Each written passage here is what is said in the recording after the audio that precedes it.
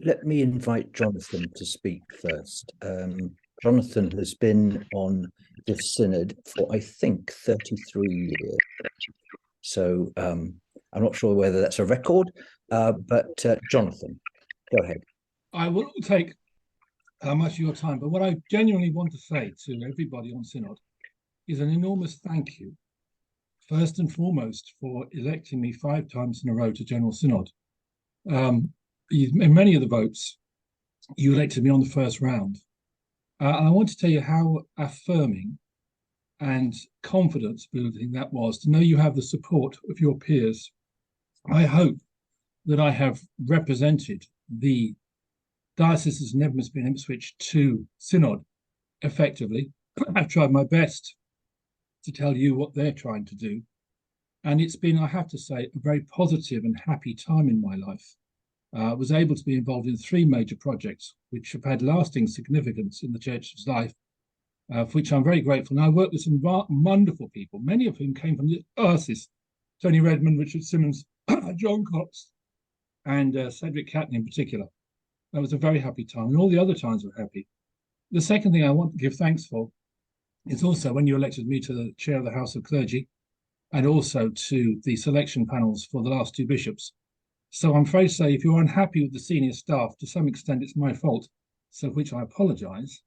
But it's been also very positive to do that. And working with Michael Wilde as chair of the House of Laity was really a very positive time too. And you owe that man a huge debt of gratitude for all that he has done and continues to do for the diocese.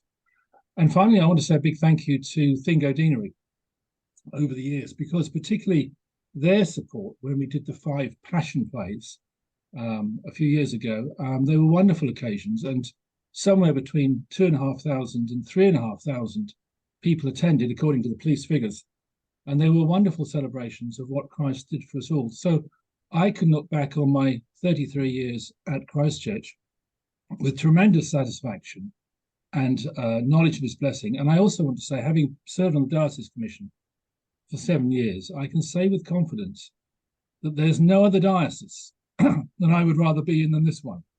Really and truly, it is a miracle every year that we do as well as we do financially and other things. And the effectiveness of the clergy and the laity in this area is truly extraordinary in comparison to, if I might put it this way, the Dead Seas of the other dioceses. And so it's been a pleasure. It's been a joy. I'm glad to be retiring here. And I just want to say thank you to everyone for all you've done for me and my family over the years. It's been an absolute blessing and pleasure. Thank you very much.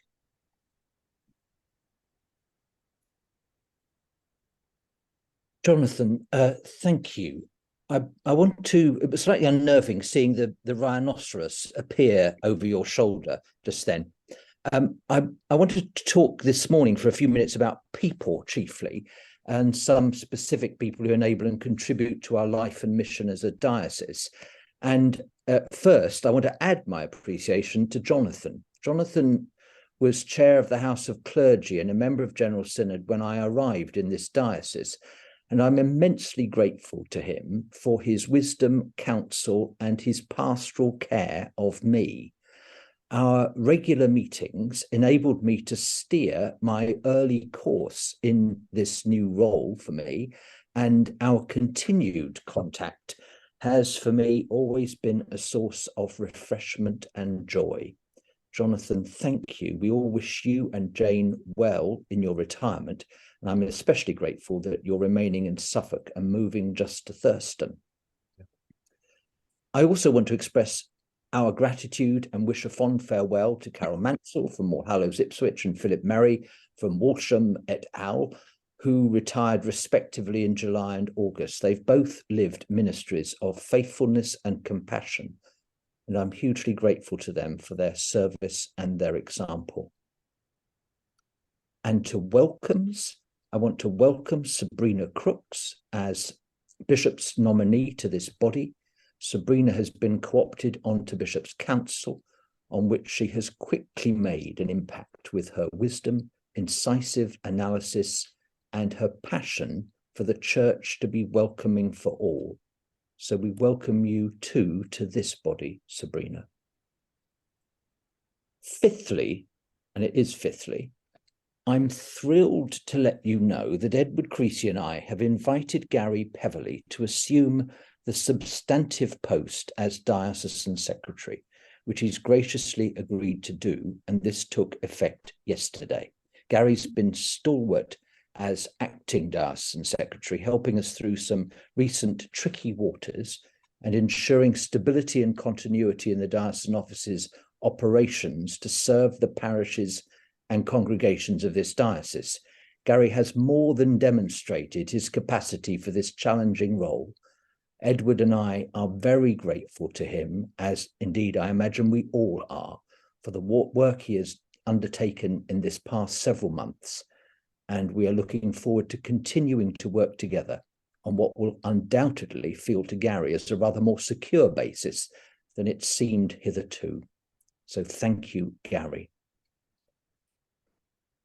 The sixth person I want to honour, and this will lead me to my seventh, is Dave Gardner, whom I discovered just the other day is not going to be at this synod, but I'm going to carry on anyway.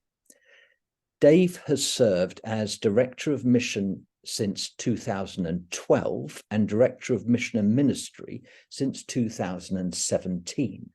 From 1998, he was at St John's Woodbridge as priest in charge and then vicar, and took under his wing a variety of additional parishes, ending up with Bredfield. Before Woodbridge, he was team vicar of Mildenhall from 1991. Dave has served in this diocese then for 32 years, from the west to the east and everything in between and beyond. So as much as anyone can say this, St Edmundsbury and Ipswich is Dave's diocese.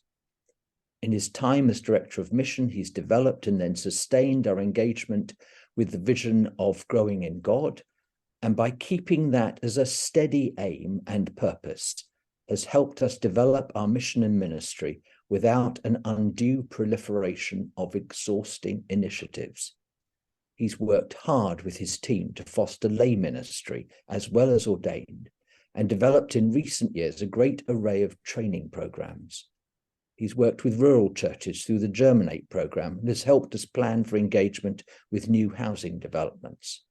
He has an extraordinary appetite for work and very diverse work, as is typical in a mission and ministry role. We will have occasions to thank him as he approaches retirement in December, but I wanted to acknowledge today, and with immense gratitude, his incredible contributions to the life of this diocese. A few years ago, I asked Dave what he thought the main factor was that lay behind growth in those parishes that are growing in this diocese. What was the special ingredient that enabled growth, whether that was numerical or in depth or in service? Response to me was immediate and straightforward: the clergy. He sees the clergy as key to the flourishing of the local church. That is why he developed with colleagues the Suffolk Ministerial Development Programme, which has so far seen 50 clergy enlisted in it, and each cohort of 15 or so has produced very positive reviews of the programme and its benefits. The key role of clergy, of course, is another reason why I will not reduce the number of stipendiary clergy as much as we can possibly avoid that. And we are continuing to increase the number of self-supporting clergy in the diocese. Clergy are key, and they become my seventh person to honour. And I want to make just a couple of points to end with in anticipation of our consideration of the clergy covenant later in this meeting. The well-being of our clergy, and I include myself in this, of course, is really important, but it's not important because we want to have our clergy to have a worry-free life, or we want them to be particularly comfortable, though there are days when that would be rather nice.